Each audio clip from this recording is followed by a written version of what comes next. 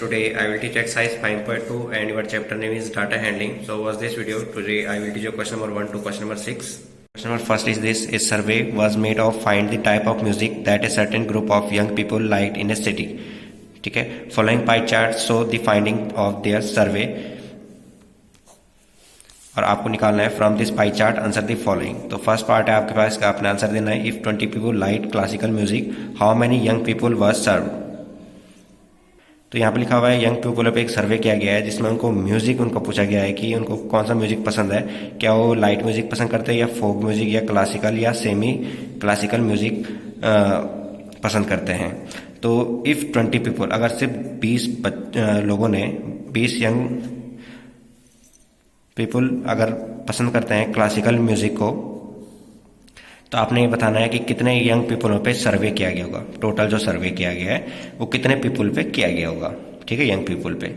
तो लेट इसमें सपोज हम लेंगे कि टोटल पीपल जो ये सर्वे किया गया है, टोटल पीपल जो यंग पीपल थे वो एक्स है. Let X be the number of young people. ठीक है, यंग पीपल सपोज आपके पास एक्स है. Then according to the question के अनुसार 20 पीपल क्लासिकल म्यूजिक को पसंद करते हैं जो कि 10% है. क्लासिकल को 10%, ठीक है, क्लासिकल म्यूजिक को 10% लोग पसंद करते हैं. तो इसका मतलब है कि एक्स का टोटल में से 10% लोग यानी कि 20 पीपल क्या पसंद करते हैं, क्लासिकल म्यूजिक को. तो आप समझ गए होंगे कि टोटल पीपल अगर एक्स है उनके सिर्फ 10% लोग यानी कि 20 लोग क्या पसंद करते हैं, क्लासिकल म्यूजिक को. तो हम इस तरीके से लिखेंगे इसको. नाउ एक्स का एक्स मल्टीप्लाई का मल्टीप्लाई, 10% का मतलब होता है 10/100 और इस साइड आपका 20 चल रहा है. नाउ 10 1 जा 10, 10 10 जा 100. तो ये ऊपर बचा एक्स, एक्स 1 जा एक्स अपॉन बचा आपका 10. ठीक है, और इक्वल में इधर 20 है. नाउ 10 इस साइड जाएगा तो x इक्वल्स टू क्या आएगा, 20 × 10 हो जाएगा. तो x इक्वल्स टू कितना आ रहा है, 200. इसका मतलब टोटल यंग पीपल जिन पे ये सर्वे किया गया है वो कितने हैं, 200 लोग हैं.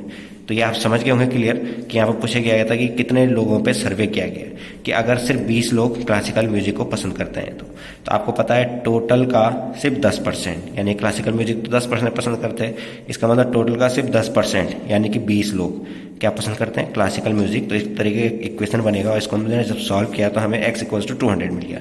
इसका मतलब क्या है, यंग पीपल कितना है, 200 है. तो यहाँ लिख देंगे 10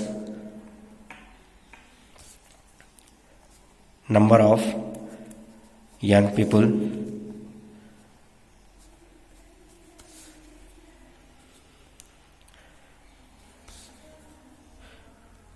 सर्वेड इक्वल्स टू 200, यानी कि 200 बच्चों पे सर्वे किया गया होगा. ठीक है, now next question.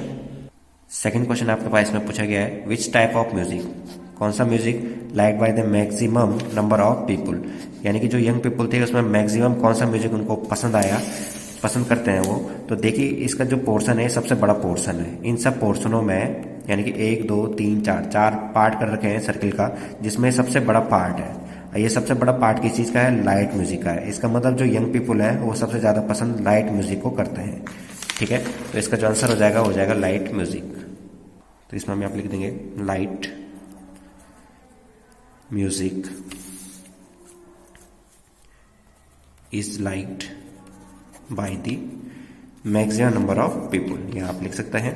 Now next part, third part में लिखा हुआ है एक कैसेट कंपनी है वेयर टू मेक 1000 सीडीज, उसको 1000 क्या बनाने हैं, सीडीज बनाने हैं. तो आपने ये बताना है कि how many of each type of would they make, तो कितने कैसेट वो किस चीज़ के बनाए, फोक म्यूजिक के कितने बनाए, लाइट म्यूजिक के कितने बनाए, क्लासिकल म्यूजिक के कितने बनाए, सेमी क्लासिक के कितने वो सीडीज बनाए, ताकि वो सारे के सारे बिक जाए. ठीक है, ताकि कैसेट कंपनी को प्रॉफिट बने. तो उसने 1000 कैसेट बनानी है तो वो एक म्यूजिक के कितने सीडीज बनाए, तो आपने निकालना है. तो उसको निकालने का जो तरीका होगा, तो यहाँ पर हम लिख देंगे number of CDs in respect of, सबसे पहले हम क्लासिकल का निकाल देते हैं, क्लासिकल म्यूजिक का. तो क्लासिकल म्यूजिक का यहाँ पर देख रहे होंगे आप, क्लासिकल म्यूजिक सिर्फ 10% यंग जो जनरेशन है, यंग पीपुल है, वो सुनती है 10%। तो हम 10% निकालेंगे किसका, इस 1000 सीडी का। ठीक है, इस 1000 सीडी का हम 10% निकाल देंगे, तो उतनी हम सीडी बनाएंगे, ज़्यादा क्यों बनानी है, और तो बिकेगी नहीं, सिर्फ 10% लगभग बिकेगी। तो 10% का मतलब होता है 10/100, ऑफ मीन्स होता है मल्टीप्लाई, और 1000 का 1000। नाउ एक जीरो से एक जीरो कट गया, और इस जीरो से ये वाला जीरो कट गया, तो यहाँ तो 1 हो गया, सिर्फ सारे के सारे जीरो कट गए हैं, 1 हो गया है, आपके पास 100 बच गया। तो इसका मतलब वो क्लासिकल म्यूजिक की कितनी सीडीज बनाएगा, 100 बनाएगा। ठीक है, अब आपका जो दूसरा है वो है semi classical. Semi classical music, तो सेमी क्लासिकल म्यूजिक कितने परसेंट यंग पीपल सुनते हैं, तो सेमी क्लासिकल 20% सुनते हैं। ठीक है, तो हम 20% निकाल देंगे किसका, 1000 सीडीज का, क्योंकि 1000 सीडी ही बननी है। 20% का मतलब होता है 20/100, ऑफ मीन्स मल्टीप्लाई, और 1000 का 1000। नाउ एक जीरो से एक जीरो कट गया, और एक जीरो से ये वाला जीरो भी कट गया, आपको ऊपर सिर्फ 2 बचा, और यहाँ 100, यानी कि 2 × 100 बचा हुआ है, इसका मतलब होता है 200। ठीक है, नीचे तो 1 हो गया, तो उसको नहीं लिखेंगे, तब भी काम चल जाएगा। तो इसका मतलब सेमी क्लासिकल म्यूजिक की आपको 200 सीडीज बनानी होगी। अब आपका रह गया फोक म्यूजिक। अब देखते हैं फोक म्यूजिक कितने यंग पीपल सुनते हैं, 30%। ठीक है, तो यहाँ पे हम निकाल देंगे 30% ऑफ 1000 सीडीज का, तो ये जगह 30/100, क्योंकि परसेंट मतलब होता है अपॉन 100, ऑफ मीन्स हो गया मल्टीप्लाई, और 1000 का 1000। ठीक है, तो 0 से 0 कैंसिल, और 0 से ये 0 कैंसिल, तो आपको बचा 3 × 100, यानी कि 300। ठीक, अब आपका लास्ट है लाइट म्यूजिक। लाइट म्यूजिक, अब लाइट म्यूजिक कितने लोग पसंद करते हैं, 40%। ठीक है, तो 40% निकालेंगे किसका, वो भी 1000 सीडीज का। तो 40% मतलब हो गया 40/100, ऑफ मीन्स मल्टीप्लाई, और 1000 का 1000। नाउ 0 से 0 कैंसिल, और इस 0 से ये वाला 0 कैंसिल, आपका बचा 4 × 100, यानी कि 400। I hope you understand this. तो आप समझ गए होंगे, लाइट म्यूजिक को 400 सीडीज बनानी होगी, फोक म्यूजिक के 300, क्लासिकल म्यूजिक के 200, और सेमी क्लासिक के 200, और क्लासिक म्यूजिक के 100 सीडीज बनानी होगी, अगर 1000 सीडी आपके पास है तो। ठीक है, कंपनी अगर 1000 सीडी बनाना चाहती है तो। नाउ नेक्स्ट क्वेश्चन नंबर 2 है, यहाँ पे आपके पास लिखा हुआ है, एक ग्रुप है ऑफ 300 पीपल का एक ग्रुप लिया, were asked to vote for their favourite season from the 3 season, rainy, winter and summer. 3 season रखे गए हैं, समर, रेनी और विंटर, और 360 पीपल को पूछा गया है। 360 पीपल पे एक सर्वे किया गया है कि इनको कौन सा सीजन पसंद है। तो समर सीजन 90 लोगों ने वोट दिया कि 90 लोगों को पसंद है, रेनी सीजन 120 लोगों ने वोट दिया कि हमें पसंद है, विंटर लोगों ने बोला कि 150 लोगों ने बोला कि हमें विंटर पसंद है। ठीक है, विंटर सीजन। तो फर्स्ट पार्ट यहाँ पर पूछा गया है, विच season got the most votes, यानी कि सबसे ज़्यादा वोट किसको मिले। तो सबसे ज़्यादा वोट तो मिले हैं विंटर सीजन को, इसका मतलब विंटर सीजन ज़्यादा लोग पसंद करते हैं, तो इसका आंसर हो जाएगा विंटर सीजन। तो यहाँ पर हम लिख देंगे सॉल्यूशन में,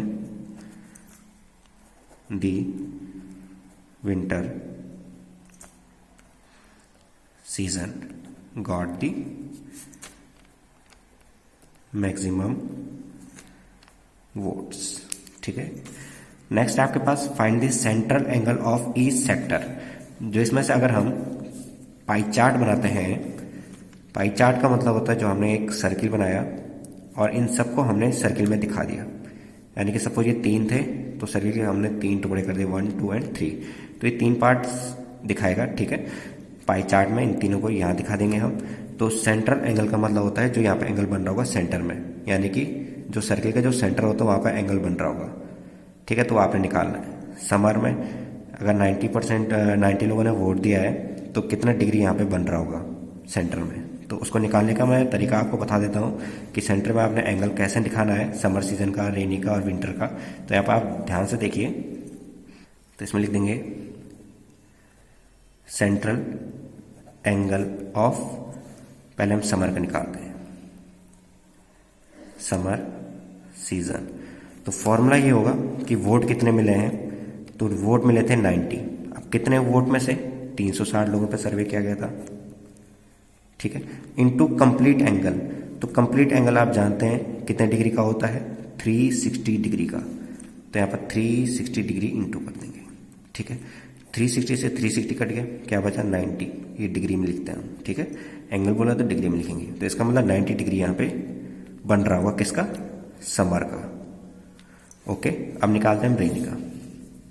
central angle of rainy season.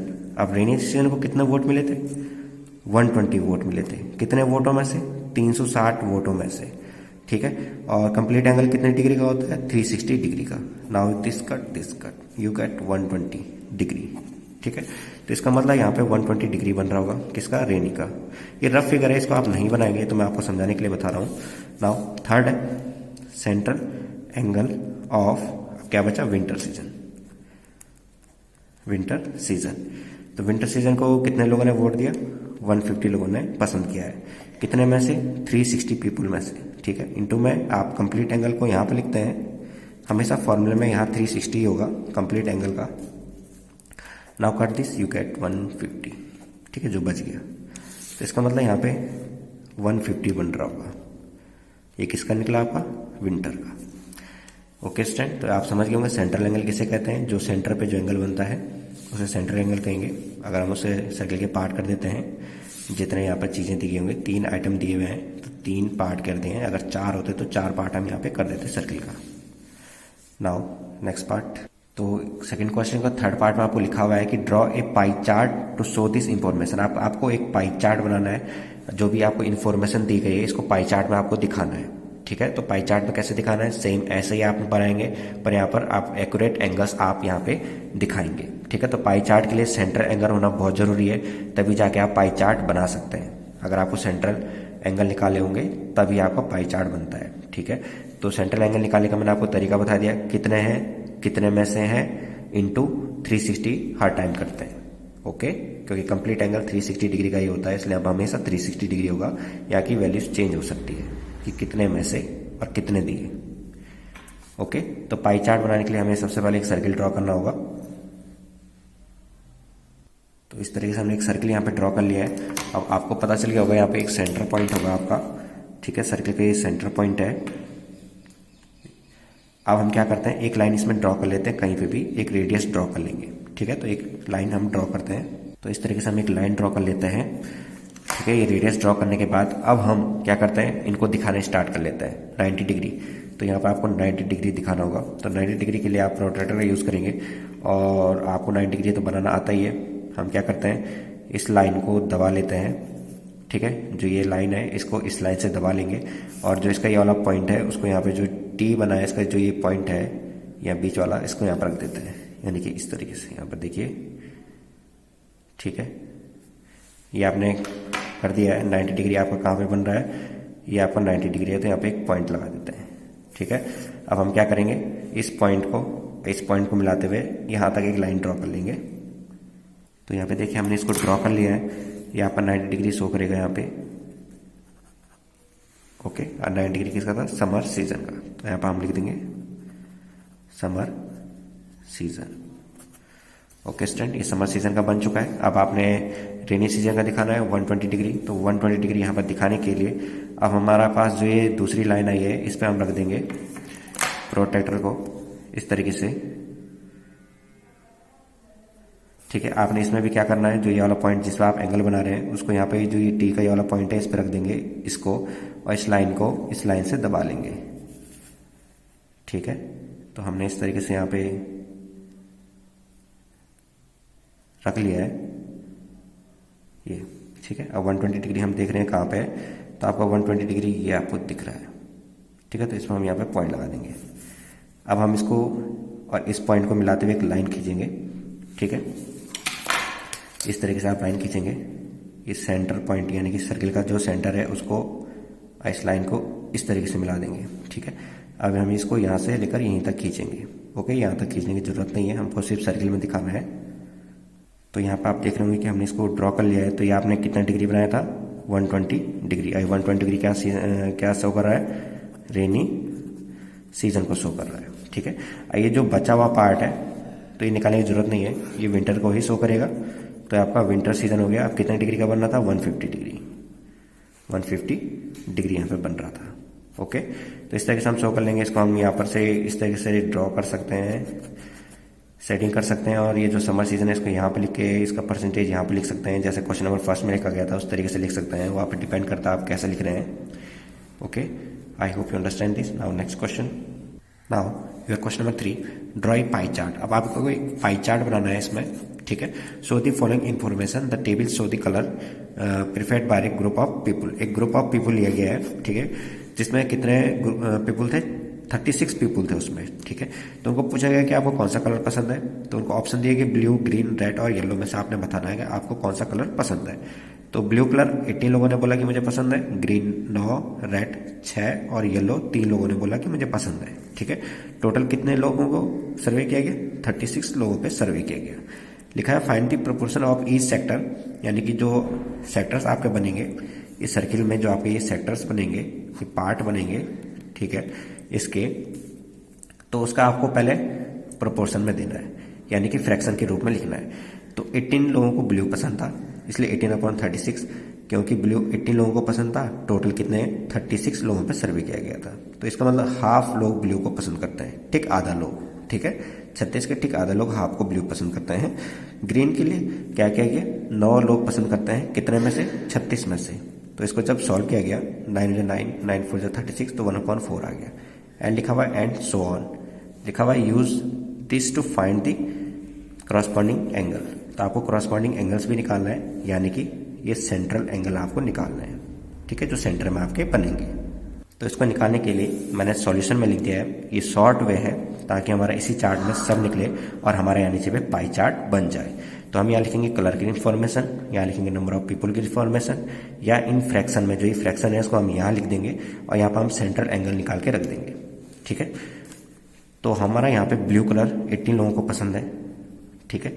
कितने लोगों पे सर्वे किया गया, 36। इसको जब सॉल्व किया गया आंसर आया 1/2। अब 9 लोगों को ग्रीन पसंद है, कितने में से, 36 में से। तो 9 × 9, 9 4 36, तो 1/4 इसका आंसर आ गया। 6 लोगों को रेड पसंद है, कितने में से, 36 में से। तो 6 × 6, 6 6 36, यानी कि 1/6 लोगों को पसंद था। येलो 3 लोगों को पसंद है, कितने में से, 36 में से। तो 3 × 3, 3 × 3, 3 2 6, यानी कि 1/12 भी आपका आ जाएगा। सेंट्रल एंगल निकालने के लिए जो ये फ्रैक्शन होता है, इसके साथ हम कंप्लीट एंगल को इंटू कर देते हैं, जैसे कि मैंने आपको बताया है, ठीक है। तो 1/4 के साथ भी 360 को इंटू कर देंगे, 1/6 के साथ भी 360 को इंटू कर देंगे, और 1/12 के साथ भी 360 को इंटू कर देंगे, ठीक है। नाउ 2 × 2, 2 से इसे कट करेंगे तो 2 18 36 होता है, और 0 का 0, तो 180 डिग्री निकल के आप आएगा, ठीक है। 4 × 4, 4 से इसको काटे, 4 × 36, यानी कि 90 डिग्री। 6 × 6, 6 6 36, और 0 को 0, यानी कि 60 डिग्री। 12 × 12, 12 3 36, और 0 को 0, यानी कि 30 डिग्री। तो आप समझ गए होंगे, आपने ब्लू के लिए 180 डिग्री बनाना है, ग्रीन के लिए 90 डिग्री, रेड के लिए 60 डिग्री, और येलो के लिए 30 डिग्री आपने बनाना है पाई चार्ट, ठीक है। तो पाई चार्ट के लिए हम सबसे पहले एक सर्किल ड्रॉ करेंगे और उसमें एक रेडियस भी ड्रॉ कर लेंगे।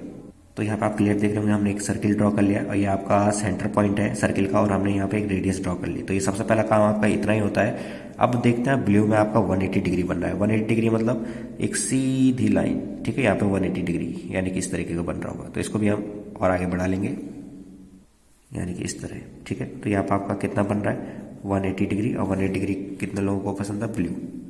ये ब्लू का बन चुका है, ठीक है। अब आपने बनाना है ग्रीन के लिए 90 डिग्री, तो हम ठीक यहाँ पर रेडियस तक लेते हैं, ठीक है। ये हमारी जो नई लाइन हमने ड्रॉ की है, इस पर हम रख देते हैं अपना प्रोट्रैक्टर, और 90 डिग्री को हम बना लेंगे। तो प्रोट्रैक्टर आपको रखना ही आता ही है, हम इस तरीके से रखेंगे।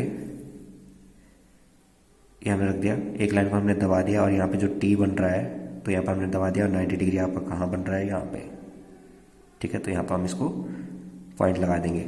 हमारा काम होता है इस पॉइंट को हमने ऐसे रख देना है, ठीक है। और इसको और इस पॉइंट को देखते हुए हमने एक लाइन ड्रॉ कर लेनी है जो सिर्फ सर्किल तक टच हो। तो यहाँ पे देखिए हमने ड्रॉ कर लिया है, और ये हमने कितना ड्रॉ किया था, 90 डिग्री। इसके लिए हम यहाँ पे बॉक्स का भी इस्तेमाल कर सकते हैं, बॉक्स, ठीक है। 90 डिग्री, 90 डिग्री किसका है, ग्रीन का। तो ये आपका बन गया ग्रीन का, ओके। अब आपने रेड का बनाना है 60 डिग्री। अब हमारी जो नई रेडियस हमको मिली है इस पर हम रखते हैं फिर प्रोट्रैक्टर, ठीक है। और हमको बनाना है 60 डिग्री, तो हमने इस लाइन को भी दबा दिया और इस लाइन को भी, जहाँ पे हम एंगल बनाते हैं उसको हम यहाँ पे टी के इस पॉइंट पे रख देते हैं, ठीक है। तो नई रेडियस जो हमें मिली थी उसको भी हमने दबा देना है और जहाँ पे हम एंगल बना रहे हैं इस तरीके से हम देखते हैं 60 कहाँ पर लिखा हुआ है, तो 60 ये लिखा हुआ है आपका, ठीक है। तो अब हम यहाँ पे और इस पॉइंट पे हम अपनी स्केल रख देंगे इस तरीके से और इनको ड्रॉ कर लेंगे वो भी यहाँ तक। तो ये आपका 60 डिग्री बनाया हमने यहाँ पे, ठीक है। ये किसका था? 60 डिग्री आपका रेड का है, ओके। लास्ट है 30 डिग्री येलो, तो जो बचा होगा वो अपने आप ही 30 डिग्री होगा, इसलिए इसको बनाने की ज़रूरत नहीं है, ये अपने आप ही खुद ब खुद बन गया होगा। तो आप इसको सेलेक्ट कर सकते हैं, ब्लू आप यहाँ इस साइड लिख के इसको इस तरीके से कलर कर सकते हैं, अलग अलग कलर कर सकते हैं, ठीक है। चारों के लिए वो आप पे डिपेंड करता है आप किस तरीके से उसको सजाते हैं और किस तरीके से आप इसको लिखते हैं, ठीक है। नाउ नेक्स्ट क्वेश्चन, और यहाँ पर हमने लिख दिया पाई चार्ट, ठीक है। आपका पाई चार्ट है इसलिए हमने उसके नीचे लिख भी दिया पाई चार्ट। क्वेश्चन नंबर 4 आपके पास, द एडजॉइंट पाई चार्ट, आपके पास पाई चार्ट बना के दिया हुआ है जिसमें 90 डिग्री मैथ्स को दिखा रहा है, 65 डिग्री सोशल साइंस को दिखा रहा है, 80 डिग्री साइंस को दिखा रहा है, 70 डिग्री हिंदी को और 55 डिग्री इंग्लिश को दिखा रहा है आपका। तो इसमें लिखा हुआ है कि marks score in an examination by student in Hindi, English, maths, social science and science में एक स्टूडेंट के नंबर को ही दिखा रहा है, ठीक है। तो if the total marks obtained by the student were 540, total marks 540 का था, ठीक है। तो उसमें से उसने मैथ्स में जितना नंबर लाया होगा, सोशल साइंस में जितना नंबर लाया होगा, तो उस हिसाब से आपका पाई चार्ट बन चुका होगा, ठीक है। आंसर दी फॉलोइंग क्वेश्चन, अब आपको आंसर देना है क्वेश्चन के। तो इसमें फर्स्ट पार्ट है, in which subject did the student score 105। तो आपने ये बताना है कि किस में उस स्टूडेंट को 105 नंबर मिले होंगे, ठीक है। इनमें से किस में उसको 105 नंबर मिले हैं। तो हम क्या करेंगे, सेंट्रल एंगल दिए हुए हैं हमारे पास और यहाँ पे मार्क्स दिए हुए हैं, अगर हम मार्क्स को सेंट्रल एंगल में बदल दें तो वहाँ से हमें पता चल जाएगा ये किस सब्जेक्ट के मार्क्स हैं, ठीक है। तो हम इसको सेंट्रल एंगल में बदलेंगे तो हमें पता ही है कि टोटल जो मार्क्स है वो कितने नंबर का है, वो है आपका 540, ठीक है। और वो अभी नंबर कितने लाया, 105। तो अब लिख देंगे हम central angle equals to 105 number लाया था वो कितने में से, 540 में से, ठीक है। और इंटू कर देते हैं सेंट्रल एंगल के लिए 360 डिग्री में से, ठीक है। आपको पता ही है कितने लाया, कितने में से इंटू कर लेते हैं 360 में से, ठीक है। यहाँ पर हम 0 से 0 कट कर लेंगे आपका। अब आपको इसको रिड्यूस करना है, 18 2 जा होता है 36 और 18 3 जा होता है 54, ठीक है। 18 3 जा होता है 54। नाउ 3 1 जा होता है 3, 3 3 जा होता है 9, 1 बच गया यहाँ पे 15 हो गया, और 3 5 जा होता है 15। नाउ 35 इंटू 2 करेंगे तो आपका आ जाता है 70 डिग्री। तो आपका जो सेंट्रल एंगल है वो आ गया 70 डिग्री, ठीक है। 70 डिग्री किसका है, ये वाला है। तो इसका मतलब हिंदी में लाया था वो 105 नंबर, इतना आप समझ गए होंगे। यहाँ पर हम लिख सकते हैं central angle of given information, ठीक है, इंफॉर्मेशन, तब जाके हम इक्वल लगा के ही लिख सकते हैं तो ज़्यादा बेस्ट रहेगा। हैंस अब हमें क्या मिल चुका है, from the given pie chart the subject is Hindi. इसका मतलब वो हिंदी में लाए थे 105 नंबर, ठीक है। तो हम यहाँ पे सेंट्रल एंगल दिए थे, तो अगर हम क्वेश्चन को सेंट्रल एंगल में बदलते हैं तो हमें वहाँ से पता चल जाएगा किस सब्जेक्ट में इतना नंबर लाया था। तो ये तरीका है।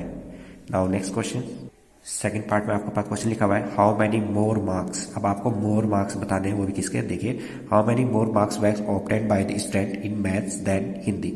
हिंदी से कितने ज़्यादा नंबर लाए हो मैथ्स में। तो देखिए हिंदी में क्या था 70%, मैथ का था 90%, ठीक है। तो हम इन दोनों का डिफरेंस निकाल देंगे, कितने का डिफरेंस आ रहा है, कितना वो ज़्यादा नंबर लाए तो उसके डिफरेंस निकाल देंगे। तो यहाँ लिखेंगे difference between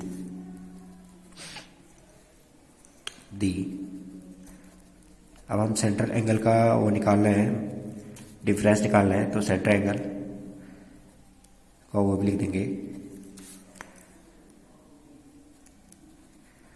maths and Hindi. ठीक है, क्या है, मैथ्स में 90 डिग्री था और सेंट्रल एंगल जो हिंदी का था वो 70% था, तो इनके बीच डिफरेंस है 20% का।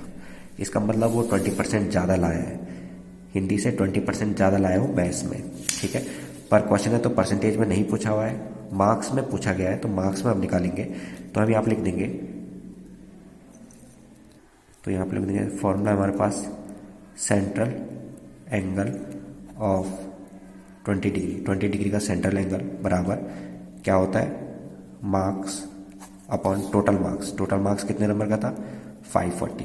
ठीक है, सॉरी 540 था, इंटू हम 360 को तो इंटू करते हैं, ये आपको क्लियर पता है। तो सेंट्रल एंगल तो आपका 20 डिग्री का, इसलिए 20 डिग्री ही रहने देंगे यहाँ पे। ठीक है, जो 20 डिग्री था, इधर आपका क्या है, मार्क्स अपॉन 540 और इंटू में आपका 360 डिग्री।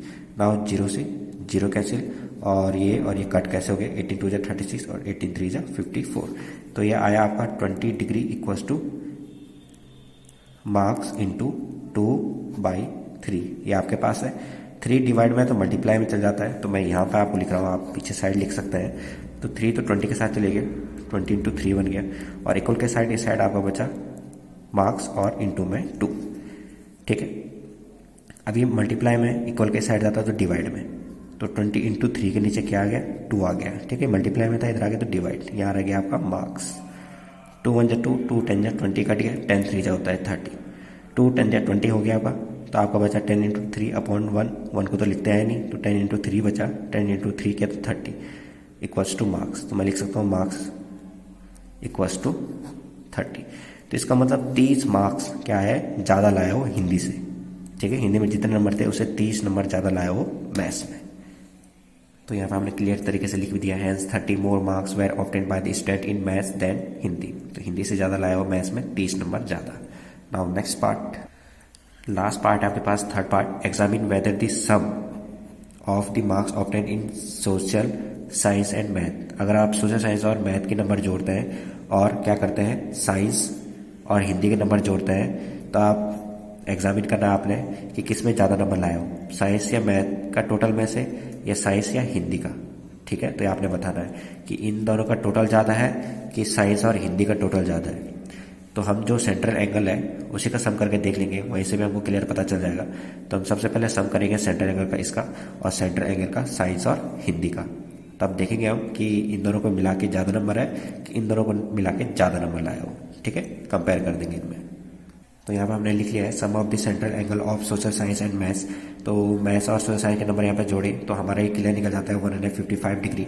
और जब हमने साइंस और हिंदी के सेंट्रल एंगल जोड़े तो यहाँ पर निकल जाता है 150 डिग्री। तो आपको क्लियर दिख रहा होगा कि 155 बड़ा है कि 150, तो क्लियरली ये बड़ा है, तो हम लिख देंगे clearly 155 degree is greater than by 150 degree. इसका मतलब इन दोनों का जो सम है वो इन दोनों के सम से ज़्यादा है। ओके स्टूडेंट, तो इसमें हम लास्ट लाइन लिख लेंगे।